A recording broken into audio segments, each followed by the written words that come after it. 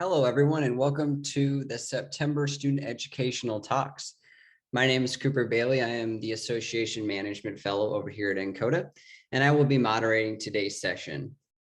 Before we get started, we're going to go ahead and take care of a few business items for our PSOs.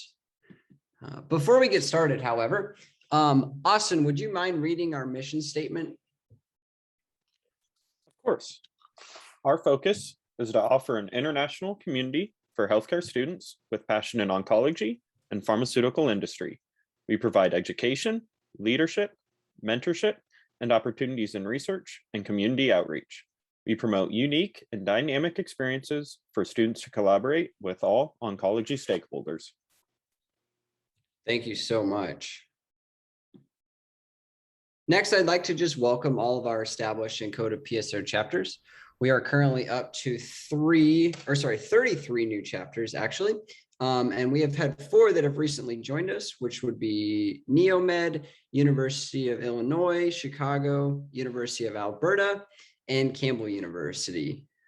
Welcome to all of our new and past PSO chapters.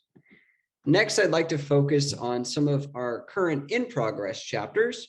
I won't read off this list, but this is a list of a few schools that are currently working on establishing NCODA PSO chapters at their university. Please continue to reach out for us to help with this process. Next, I'd like to welcome all students and our presenters to this month's PSO sets. Before we get started, I'm going to have Austin throw up a little poll for you to answer. If you could please take a few minutes and answer this poll, we will be discussing a little bit about writing publications in some of writing articles in some of NCODA's publications. So if you could please answer this, and then if you do answer yes, we will likely reach out to you to give you some further information.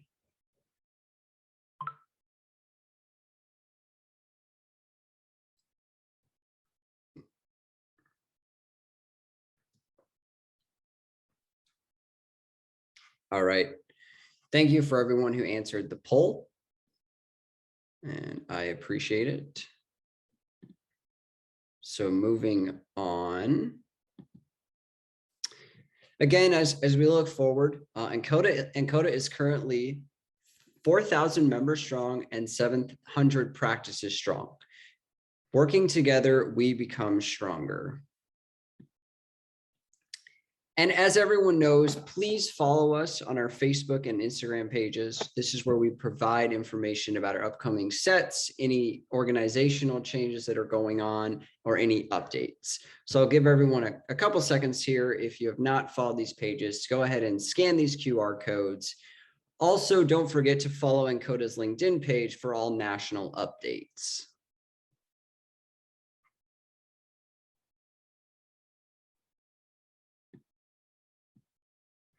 Moving into our first presentation tonight, our first presentation will be done by Urelis Diaz, PharmD candidate, class of 2022 from Nova Southeastern University. Urelis, take it away. Thank you so much for that introduction, and good evening, everyone. My name is Urelis Diaz, as you already heard, and I will be talking about oncology-related cardiotoxicities. We are going to go over a couple of definitions, then some risk factors for cardiotoxicities associated with chemotherapies, then some important monitoring, and then we're going to jump into specific chemotherapies that lead to cardiotoxicities. Next slide, please. The first definition that I want to share with you is ejection fraction. This is the percentage of blood pumped out by the left ventricle with each contraction of the heart. A normal ejection fraction is defined as 50 to 70%. Heart failure is a chronic and progressive condition in which the heart fails to pump blood as it should, and an ejection fraction of less than 40% may suggest heart failure. Finally, QT interval is a measurement of electrical function of the heart that represents the duration of ventricular systole. And this is important because some medications may extend this QT interval, which will lead to dangerous tachyarrhythmias such as torsades the point. And in the image, you see highlighted in blue what the QT interval would be in an EKG. Next slide, please. Here are the risk factors for heart failure that a medical professional, such as the oncology pharmacist involved in cancer patient care, should be aware of to determine which patients are at higher risks of developing cardiovascular complications. These risk factors, among others, are coronary heart disease, smoking, hypertension, obesity, diabetes, valvular heart disease, dyslipidemia, chronic kidney disease, and others. Next slide, please. Some patients are at higher risk of chemotherapy-induced cardiotoxicities, such as, number 1, patients receiving high cumulative doses of anthracyclines.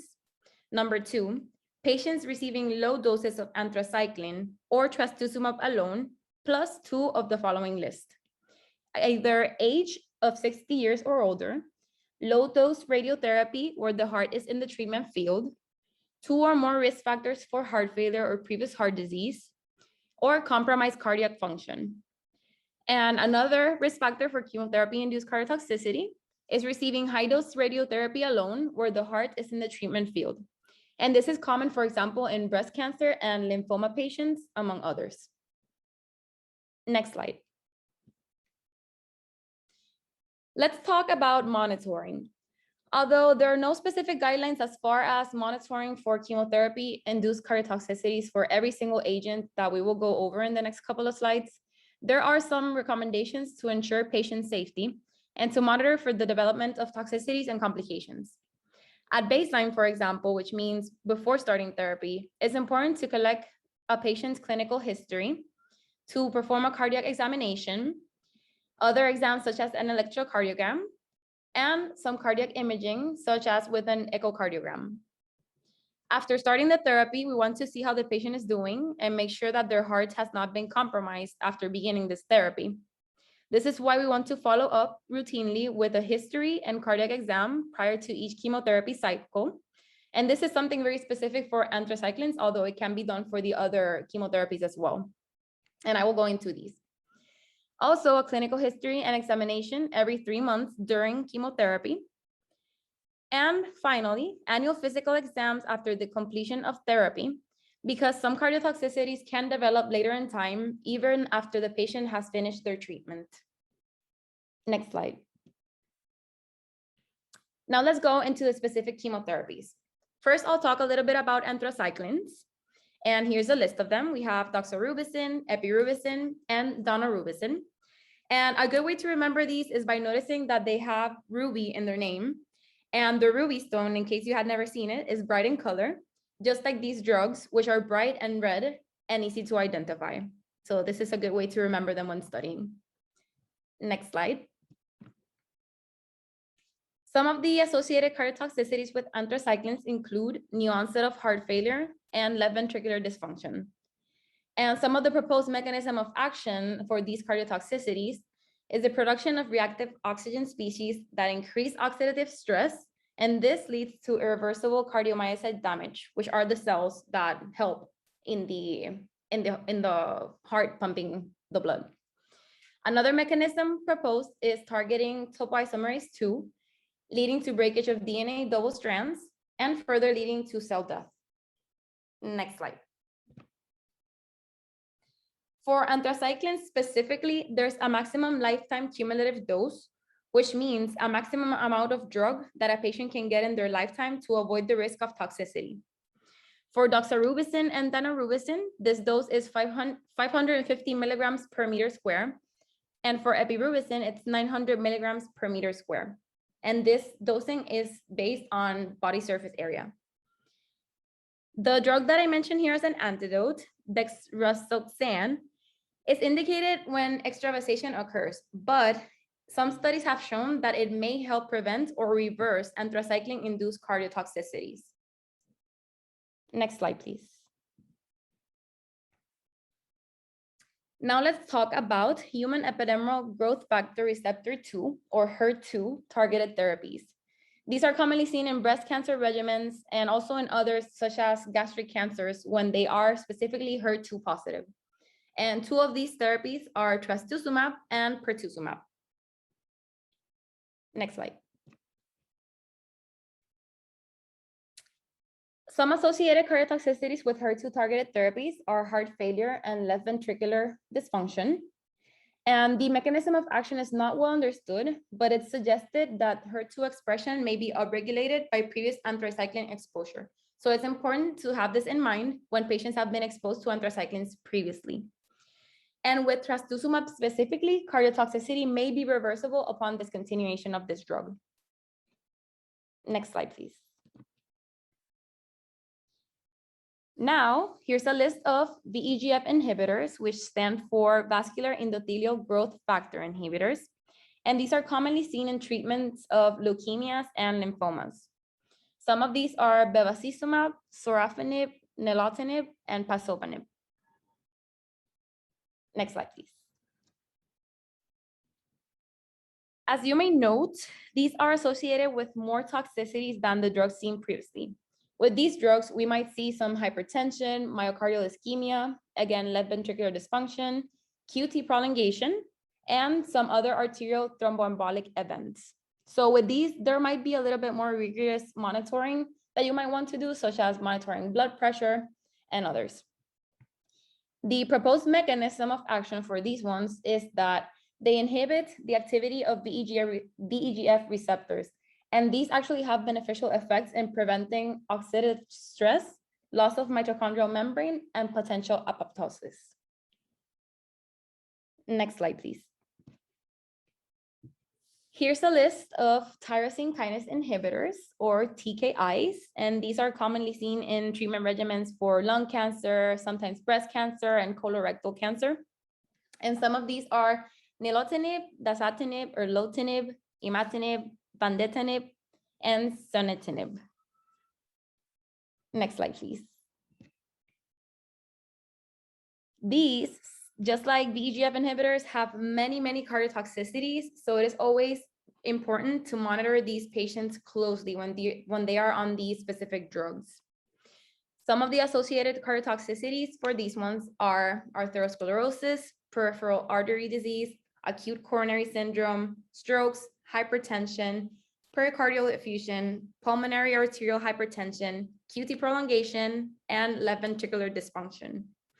The proposed mechanism of cardiotoxicity for these agents is very similar to VEGF inhibitors, in which they inhibit the tyrosine kinase receptors that might also protect the heart against oxidative stress and other damaging factors.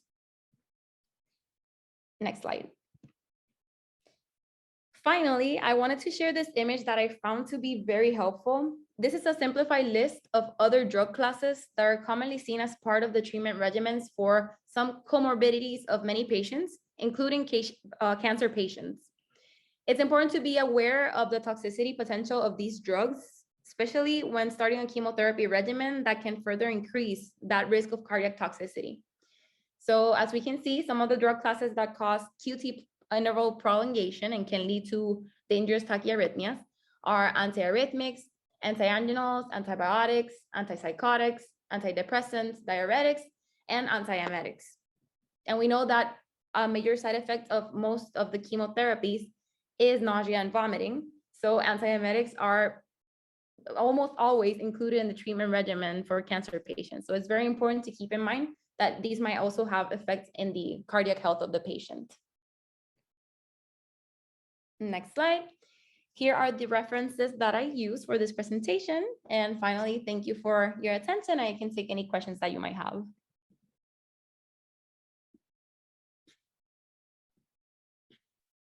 Yeah, thanks so much, Aurelis. And if anyone does have any questions, you can either put them in the chat box or just unmute yourself. So we'll give everyone a couple minutes to see if there's any questions.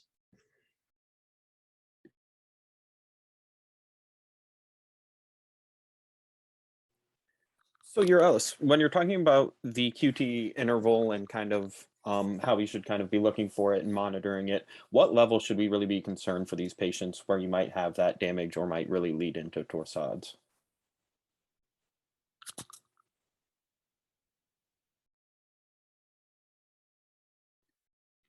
Sorry, I was muted. So the QT The normal range of the QT interval is usually 0.36 to 0.44 seconds. And these are different according to the age and the gender of the patient, but that's kind of the range. And anything greater than 0.5 seconds, if I'm not mistaken, is concerning and should be closely monitored to make sure that the patient won't go into these dangerous arrhythmias.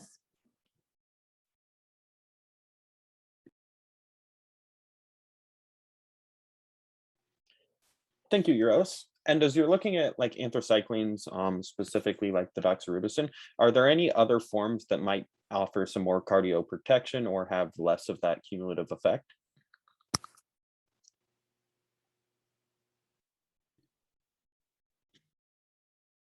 I am honestly not 100% sure of like an actual alternative, but I did read a little bit a while ago that when a patient is starting a cardiotoxic drug, they might consider adding on additional therapy of cardioprotective drugs, such as, if I'm not mistaken, and I remember correctly, beta blockers.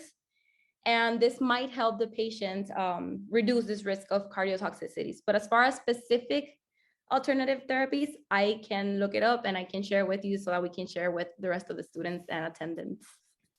Yeah. So as far as that goes, one of the forms that they actually use quite frequently is like a liposomal form. And so as you kind of add in those liposomes, it offers a little more protection with it, and you don't quite get as much cardio activity with it. Oh, thank you for that. Thank you so much.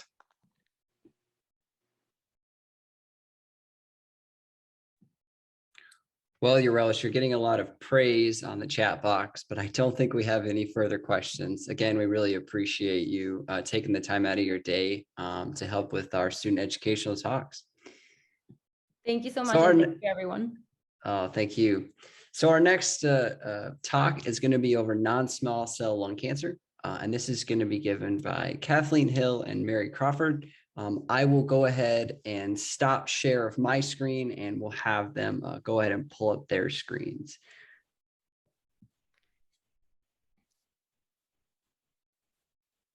Well, thank you. Thank you so much for having us. I'm Mary Crawford.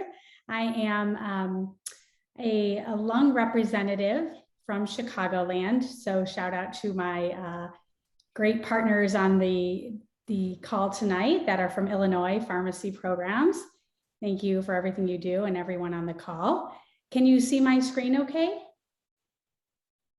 Yes, we can. Thank you. Wonderful. So I'm going to hand it over to my wonderful colleague, but as just some background information, I am in the lung field for Genentech, and we have several products. However, my background is actually an oncology nurse for 16 years. So I love that you are hitting on some really high points of really important drugs and side effects. So thank you for that overview. That's super real world and what you'll see in the oncology arena, very practical information you're sharing. So I'm going to hand this over to my fabulous colleague, Kathleen Hill, and she will give you her background and start the presentation. Thank you, Mary, so much. Hello, everyone. As Mary mentioned, my name is Kathleen Hill. I'm a therapeutic area manager for Genentech. I have about 25 years of experience in oncology, and I also have a Master's of Science in Health Communications. And tonight we'll provide a lung cancer overview with a focus on non-small cell lung cancer, as I understand you recently covered small cell lung cancer in a previous talk. So thank you so much for having us. So next slide. Well, by now, I'm sure you've had anatomy and know that our respiratory system is composed of two parts, airways and the lung parenchyma.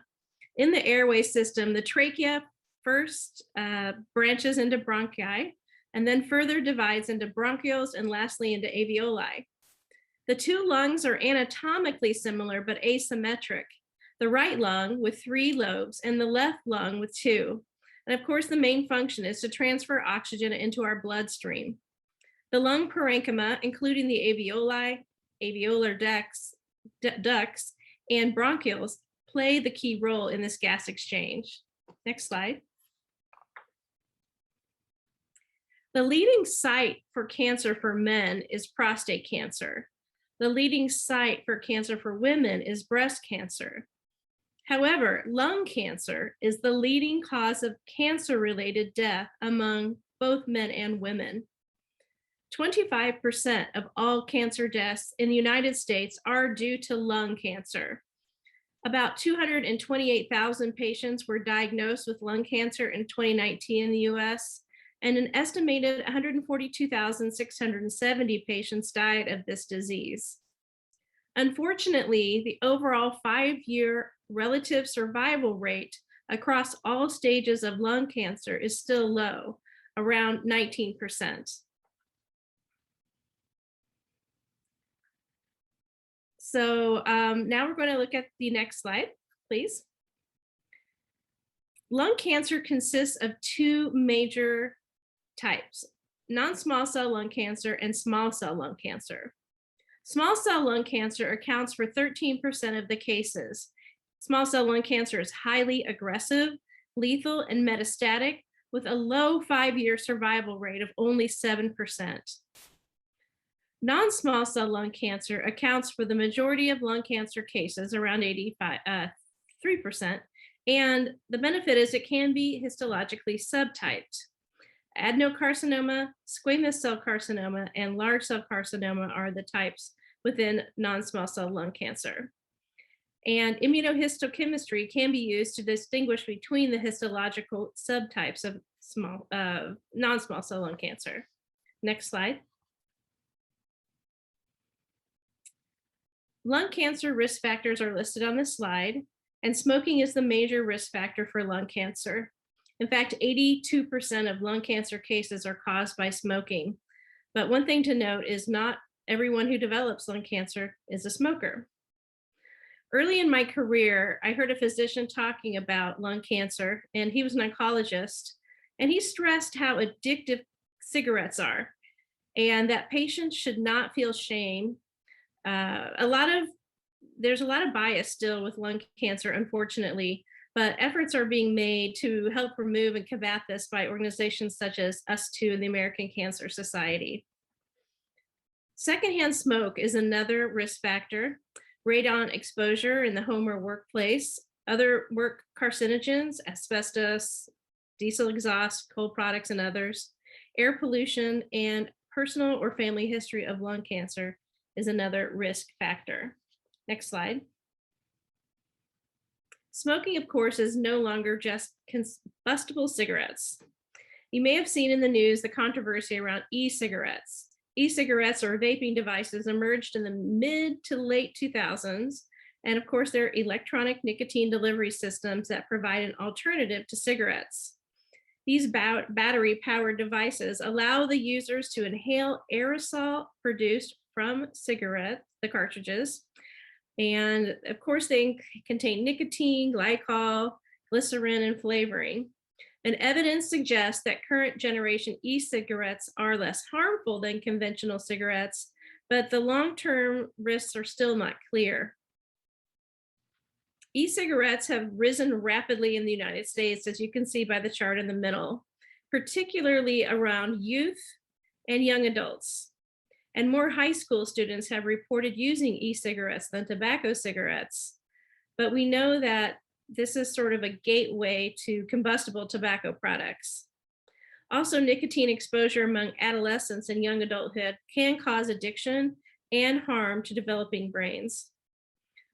Additionally, smokeless tobacco products such as snuff or chewing tobacco also can be a risk to developing cancer.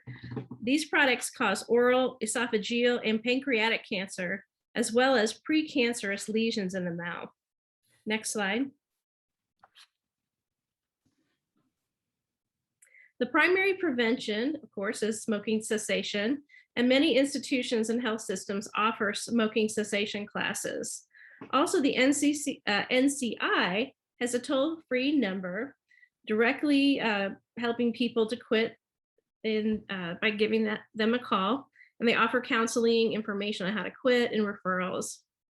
Successful intervention begins with identifying users and appropriate interventions based on the patient's willingness to quit.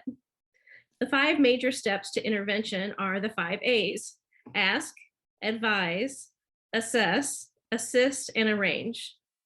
As a pharmacist, you may be asked to counsel patients with pharmacotherapy. Next slide. Early detection through low-dose CT screening may reduce mortality. And of course, the goal with any screening is to find cancer early enough to be able to cure it through surgery. The National Lung Screening Trial, NLST, launched in 2000, enrolled a total of 53,000 current or former smokers who were randomized to receive 3 annual screens with either low-dose CT or standard chest X-ray. The low-dose screening was associated with a significant reduction in lung cancer-related mortality relative to the chest radiography screenings. In fact, there was a reduction of 20 to 25%. However, based on another analysis, they found that CT screening is limited to non-small cell lung cancer only. What's kind of exciting is in March, the United States Preventative Services Task Force adjusted their guidelines.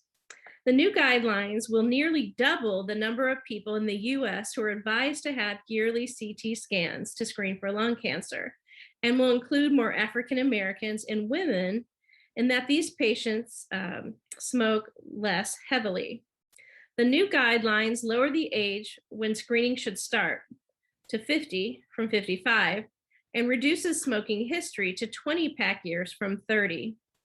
And there have been many public awareness campaigns to increase the knowledge around the importance of low dose CT. Lung cancer screening, though, has pretty low rates. In Illinois, only 5% of eligible patients get screened. And certainly this screening does not get as much attention as, say, breast cancer screening or colon screening. In addition, the pandemic has also impacted screenings across all cancer types. So I'm going to pass it to Mary now for the next section. Thank you, Kathleen. So as no shock to anyone on this call, the initial evaluation is key for the diagnosis of lung cancer. Obviously, the patient will have a very thorough medical history and physical exam, complete chemistry profile, and a complete blood count. And clearly, what is most important is staging. As you can imagine, early staging is key. And then if a patient presents with a metastatic spread, obviously the prognosis is worse. So the next phase for the patient along their journey is tissue biopsy. This is super important because, as you learned a couple sessions ago, there are different types of lung cancer. Broadly, there's non-small cell and small cell, and they are treated very differently.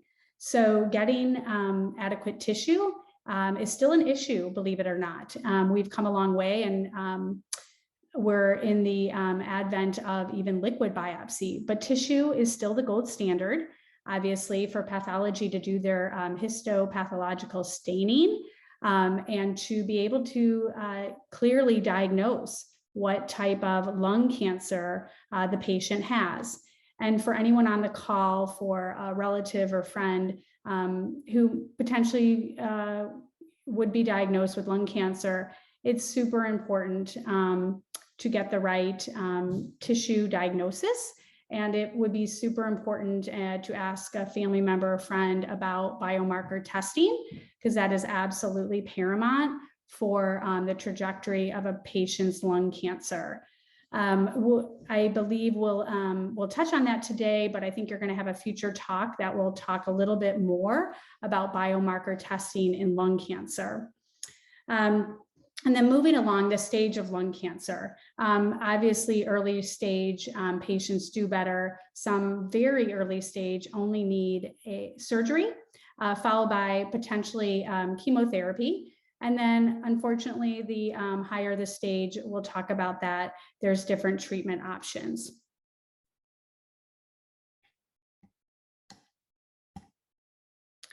So lung cancer symptoms, and this is very probably obvious to a lot of folks on the call. However, it's just worth reminding that patients can experience a cough that doesn't go away or get worse, coughing up blood, chest pain, difficulty breathing while laughing or coughing, hoarseness, weight loss, shortness of breath, feeling tired or weak, chronic infections, etc.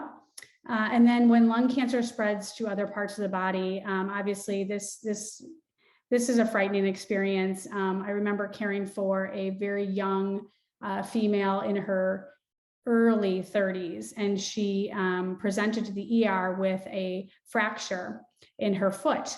And they were perplexed at this.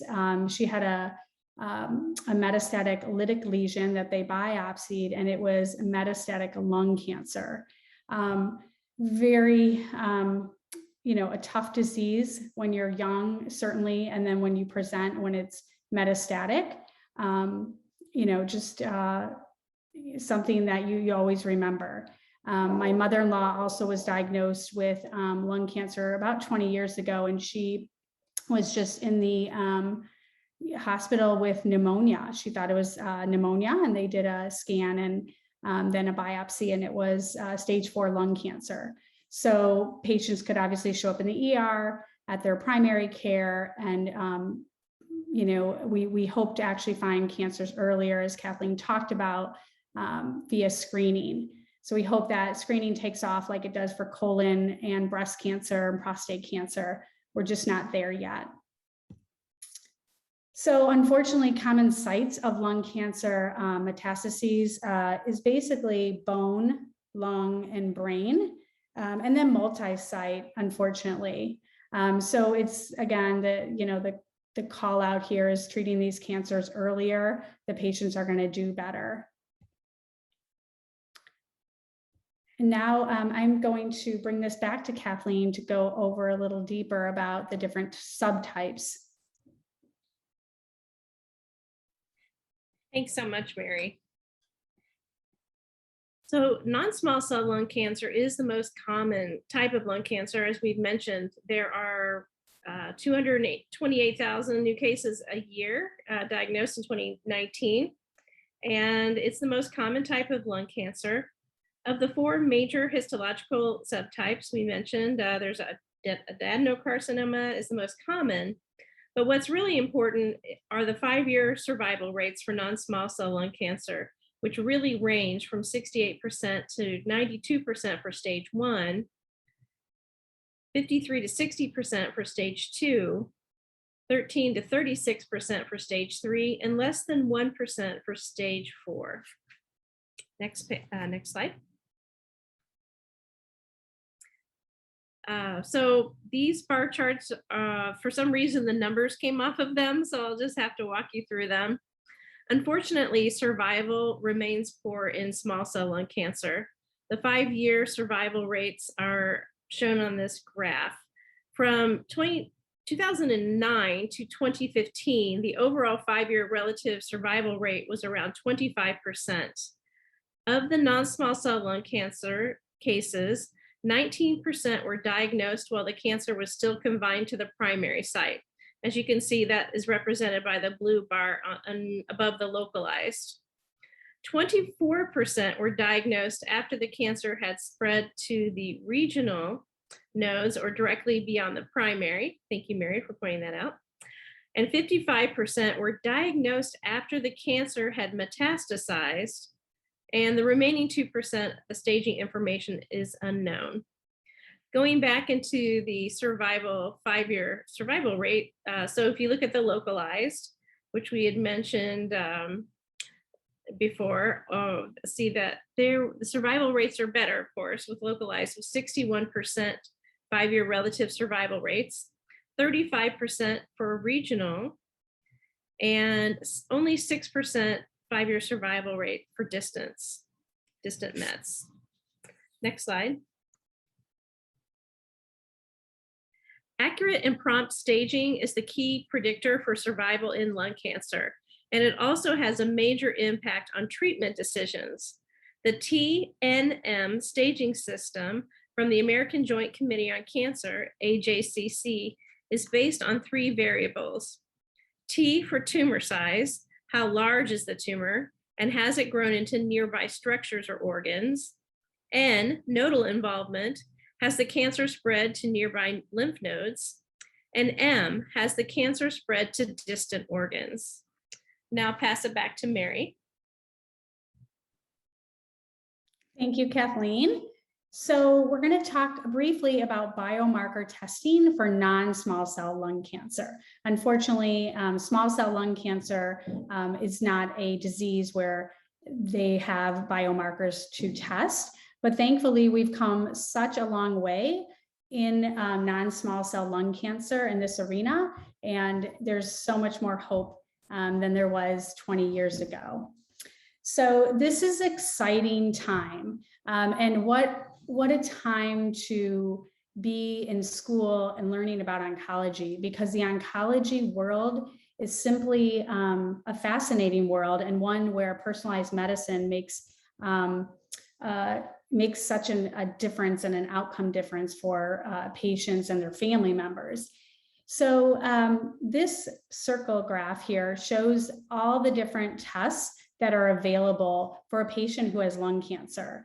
And I really encourage anyone who potentially would know someone who's diagnosed with lung cancer, be it a neighbor, a friend, or a relative, absolutely make sure that their tissue gets adequate testing, biomarker testing. They can run a next generation sequence panel and look at over 600 genes. Not that there's therapy, obviously, for the different genes, but most, the ones here in the purple, have a targeted therapy. And interesting, when they made this slide, we haven't updated it yet, but medicine is moving so quickly that we now also have targeted therapies for NTRK and RET and a MET. So it's exciting time in the oncology lung cancer space for sure. The take-home message here is 64% of non-small cell lung cancer patients have a driver mutation. Now, that doesn't mean that every driver mutation right today has an agent that is FDA approved. There are a lot of agents in clinical trials.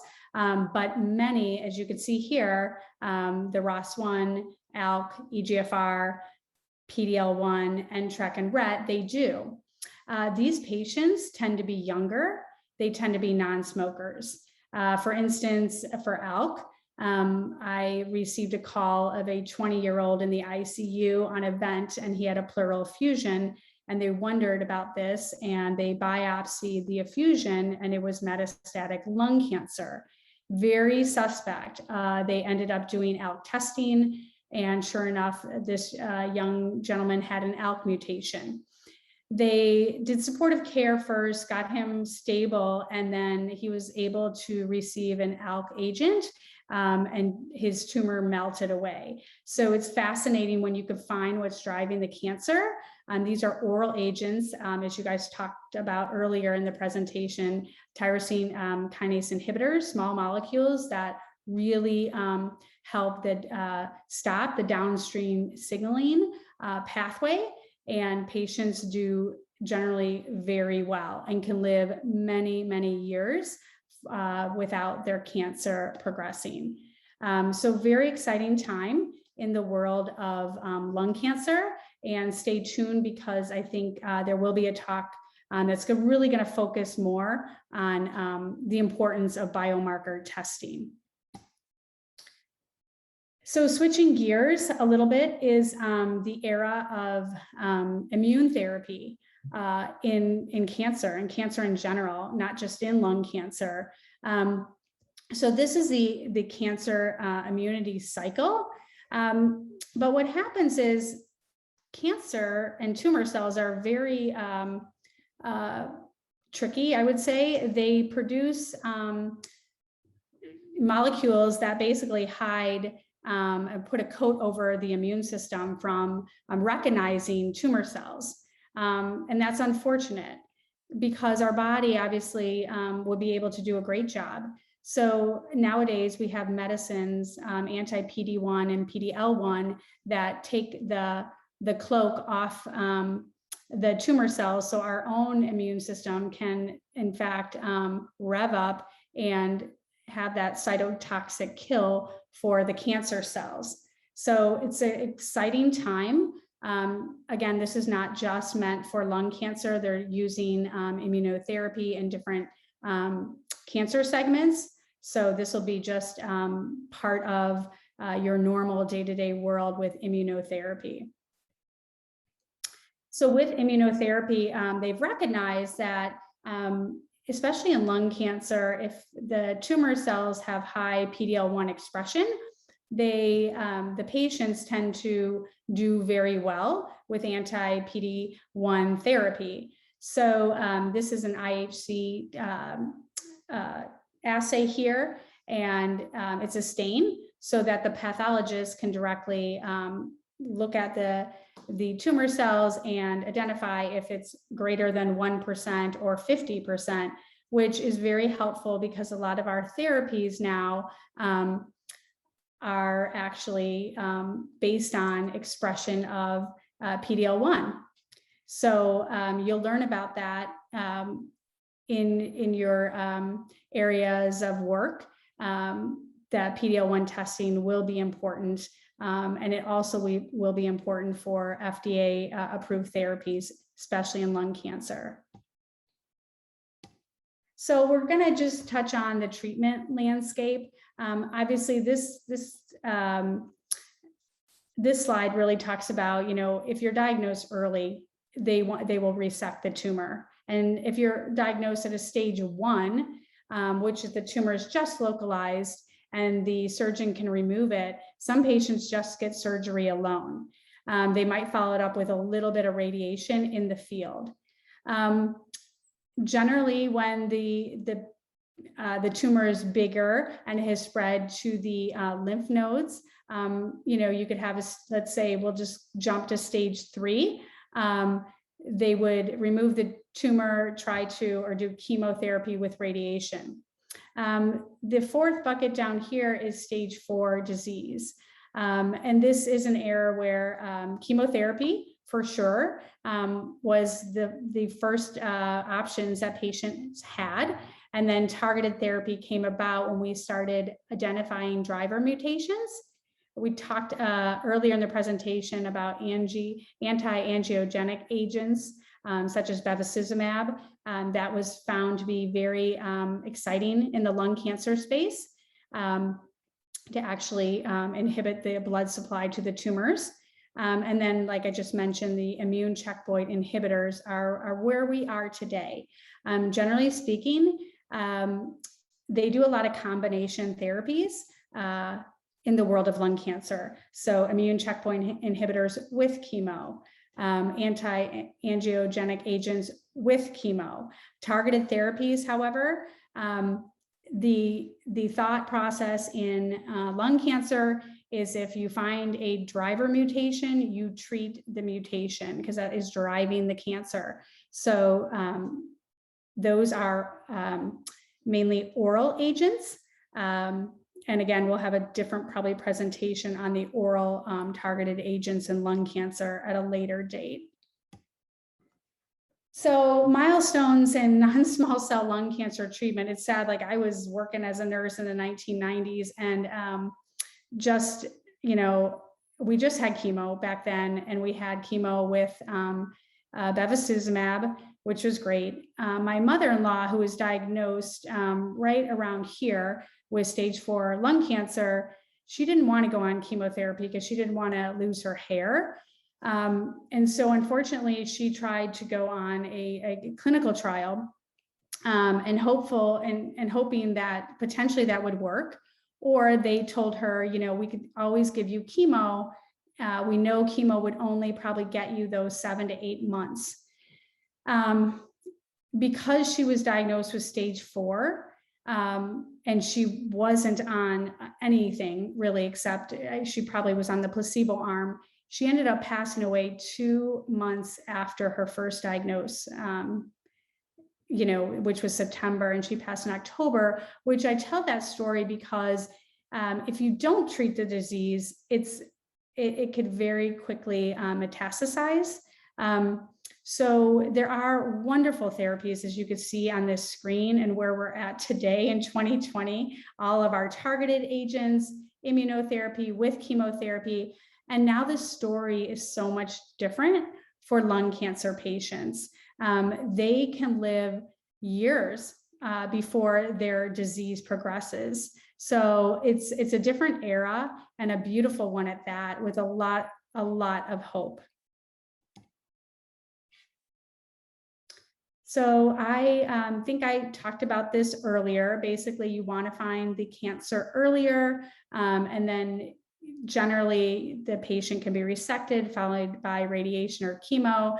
And then stage 4, as I just mentioned, you have chemotherapy. Unfortunately, we do see this a bit. If it metastasizes to the brain, they do whole brain radiation or stereotactic brain radiation. There are a lot of agents out there now that cross the blood-brain barrier. So that's an advantage to patients. Well, I'll kick it back to Kathleen to close us out. You might be on mute. There we go. So thank you, Mary, for that great review. So in summary, lung cancer remains a major cause of death in the United States and has a strong association with smoking. Although smoking rates have declined in the United States, it still remains a concerning risk factor.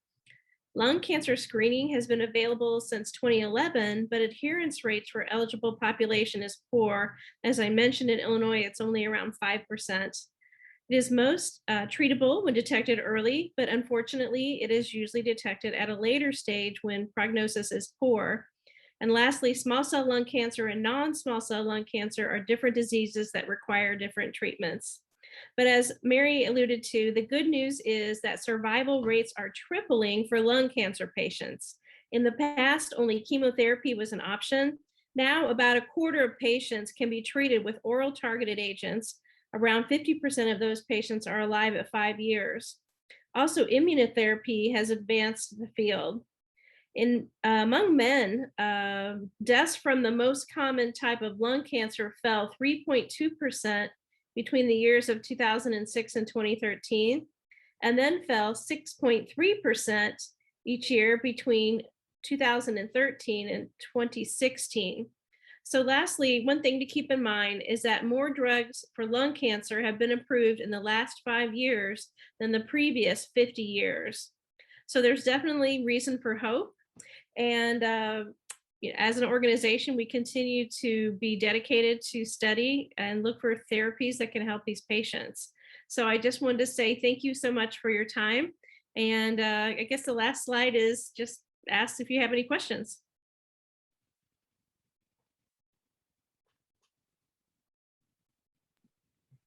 Perfect. Thank you so much for that amazing presentation. I know students learned a lot.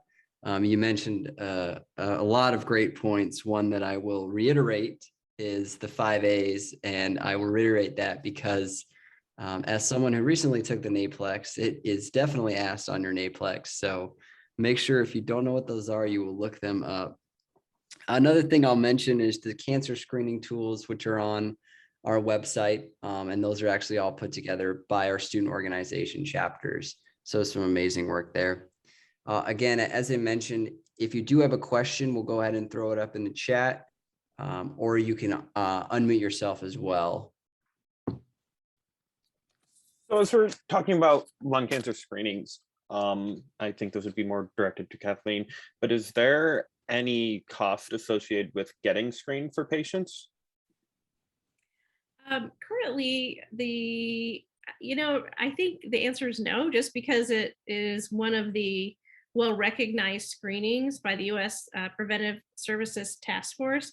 But you never know, there could be some cost to it. Mary, do you have any other additional? It is covered like colon screening and breast screening. Lung cancer is considered a category B, which means it's covered under the Affordable Care Act.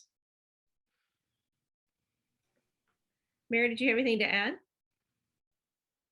And we have been working with the Lung Screening Consortium in Chicagoland. They are trying to work with insurance companies to really raise this as a necessity. I haven't heard directly of patients being denied, but it's like a grassroots effort of advocacy. Really and truly, like the cost associated with a patient diagnosed at stage 4 versus curing them earlier certainly is a cost advantage too. So I haven't, again, heard exactly the cost of it and it being denied, but I think it's on Medicare's hot topic to look at to cover the newer guidelines, the updated guidelines. Thank you so much for that. I think it'd be a great opportunity since we have so many future pharmacists on the call where if they know that it's something they can recommend for patients or just let them know that there's no cost associated with it, that they'd be great advocates as well. True. And also to that point, how frequently is biomarking testing typically done within clinics? Or is that something as, again, future pharmacists on the call that they could advocate for within certain practices? What a great question. So typically it is done when a patient is first diagnosed. So for sure, a lot of places are doing it. They don't know what stage the patient is when they're diagnosed, when they get their sample. So they go ahead and do it right away. For sure, in the later stages, it is an NCCN recommendation and ASCO as well. So for centers or physicians not to do it raises a red flag. It's definitely well established. However, Kathleen, you were quoting something you read at ASCO this year. That's right. I can speak to that. There's an abstract from ASCO this year that you might want to look at, and that community cancer centers were looking at their actual adherence to providing next generation sequencing for their patients. And everyone was completely blown away when they found out for these patients, only about 50% of the patients were receiving the test. And even with an active biomarker, not all patients were getting the concordant treatment for that biomarker. So there's a lot of work to be done. And certainly pharmacy can be a big part of that to encourage that the next generation sequencing is done for these patients. Because as we've learned, if the patient gets the targeted therapy for their biomarker, they do so well. In fact, if physicians start immunotherapy without having all the results back and find out the patient had an actionable biomarker, those patients actually would have done better on a biomarker directed therapy than on immunotherapy. So there's definitely an upside to this, and increased awareness would be very important in your advocacy. Great. Thank you so much for those resources and kind of your expert opinions on that. And then it looks like we did get a question in the chat.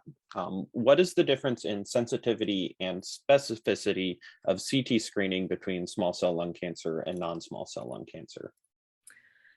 That might be a better question for a radiologist, but one thing I learned actually in putting this together was that they were talking about the fact that, let's see, it said based on the analysis, the effectiveness of CT screening is limited to non-small cell lung cancer only. So I'm sorry that I can't answer that more specifically, but a radiologist may be able to answer that. Mary, did you have any experience in that? No, it's a great question. Yeah. I can't add anything. You stumped the Genentech people. Lena, you're on. If you have anything to add, feel free. I'm just thinking about this. I think one of the things that has never been an issue is not getting that right. Right. So I'm going to have to, and I know that's a terrible thing to say in medicine, I'm going to have to assume that it's once they make an evaluation, it's pretty correct. Would you guys agree? Yes, and one thing that they're still working on though is if they find a node, they have a nodal clinic and they try to work it up to see if it's just a node from an infection or a scar, or if it's lung cancer. And of course, the only way to find that out is through biopsy. And now biopsies are less invasive, which is good news.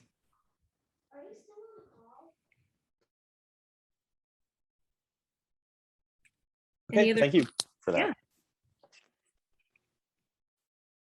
Yeah, thank you all so much for that presentation. I know it was extremely valuable for all of our students. And I will go ahead and pull up our last slide here. Maybe, there we go. Again, thank everyone for our presenters. They did a great job tonight. And I just want to throw out there, our next student educational talk will be on October 27th, 2021. We have some new exciting presenters as well to come on there. But again, from us here at Ancoda to all of you, we thank you for tuning in, and we hope to see you at our next student educational talk. Y'all have a great rest of your night.